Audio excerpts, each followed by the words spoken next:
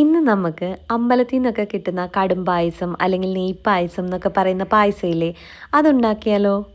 ആദ്യം തന്നെ നമുക്ക് പായസത്തിലേക്ക് വേണ്ടുന്ന ശർക്കര ഒന്ന് ഉരുക്കിയെടുക്കാം. ശർക്കര എടുക്കുമ്പോൾ നല്ല കളറുള്ള ശർക്കര എടുക്കണേ, എങ്കിലേ നമ്മുടെ പായസത്തിന് നല്ല കളറ് കിട്ടുള്ളൂ. എനിക്ക് കിട്ടിയ ശർക്കരയ്ക്ക് കളറ് കുറവായിരുന്നു. അതിൻ്റെ കുറവ് നമ്മുടെ പായസത്തിലും അറിയാനുണ്ട് കേട്ടോ. ഇനി നമുക്ക് പായസം ഉണ്ടാക്കാൻ വേണ്ടത് ഉണക്കലരിയാണേ. അത് നന്നായിട്ട് കഴുകിയെടുക്കാം. എന്നിട്ട് നല്ല തിളച്ച വെള്ളത്തിലേക്ക് ഇട്ട് കൊടുക്കണേ. ഇത് നന്നായിട്ട് വേവിച്ചെടുക്കണം. ചോറ് നന്നായിട്ടെന്ന് പറഞ്ഞാൽ നല്ലതുപോലെ തന്നെ വെന്ത് വരണം.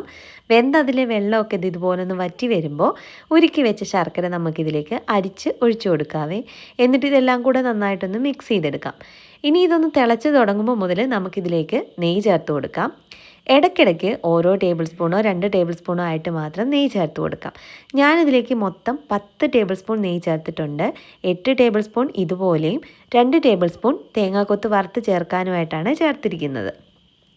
ഇതുപോലെ നെയ്യ് ചേർത്ത് നന്നായിട്ട് ഇളക്കി ഇതൊക്കെ ഒന്ന് വറ്റി നമ്മുടെ പായസത്തിലെ നെയ്യ് തെളിഞ്ഞ് ഇത് പാത്രത്തിൽ നിന്ന് വിട്ട് വരുന്ന പരുവാണ് നമ്മുടെ പായസം താക്കാനുള്ള സമയം. ഇപ്പോൾ ദേ നമ്മുടെ പായസമൊക്കെ നന്നായിട്ട് കുറുകി വരാൻ തുടങ്ങിയിട്ടുണ്ട്. ഇതുപോലെ പാത്രത്തിൽ നിന്ന് വിട്ട് നെയ്യ് തെളിഞ്ഞ് വരുന്ന ഈ ഒരു പരുവത്തിൽ നമുക്ക് ഫ്ലെയിം ഓഫ് ചെയ്ത് നമ്മുടെ പായസം അങ്ങ് താത്തി വെക്കാം. ഇത് ഇരിക്കുമ്പോൾ ഒന്നുകൂടെ കുറുകുവേ. ഇനിയൊരു പാൻ വെച്ച് അതിലേക്ക് 2 ടേബിൾ സ്പൂൺ നെയ്യ് ഒഴിച്ച് തേങ്ങ കൊത്തിട്ട് വറുത്തെടുക്കാം. അതിൻ്റെ കളറ് മാറി നല്ല ബ്രൗൺ കളർ ആകുമ്പോൾ അത് നമ്മുടെ പായസത്തിലേക്ക് ചേർക്കാം. ഞാൻ നേരത്തെ പറഞ്ഞ പോലെ നമ്മുടെ പായസത്തിൻ്റെ മാറ്റം കണ്ടോ? അടുപ്പിൽ നിന്ന് താത്തതിലും നന്നായിട്ട് ഒന്നും കൂടെ കുറുകി വന്നിട്ടുണ്ട്.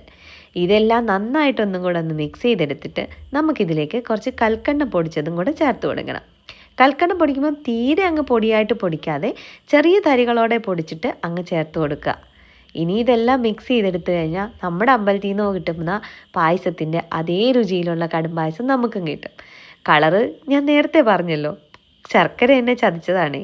പിന്നെ ഞാൻ അത്ര മധുരപ്രിയൊന്നുമല്ല കേട്ടോ. എൻ്റെ സച്ചേട്ടന് ഈ പായസം ഭയങ്കര ഇഷ്ടമാണ്. അതുകൊണ്ടാണ് ഞാൻ ഉണ്ടാക്കിയത്. നിങ്ങൾക്ക് ഈ പായസം ഇഷ്ടമാണോ എന്നുള്ളതൊന്ന് കമൻറ്റ് ചെയ്യണേ. ഇഷ്ടമാണെങ്കിൽ നിങ്ങൾ എന്തായാലും ഇത് ട്രൈ ചെയ്യുമല്ലോ അല്ലേ. പിന്നെ വീഡിയോ ഇഷ്ടപ്പെട്ട് കഴിഞ്ഞാൽ ലൈക്ക് ആൻഡ് സബ്സ്ക്രൈബ് ചെയ്യാൻ മറക്കരുത്. അപ്പോൾ ഓക്കെ, ടാറ്റാ.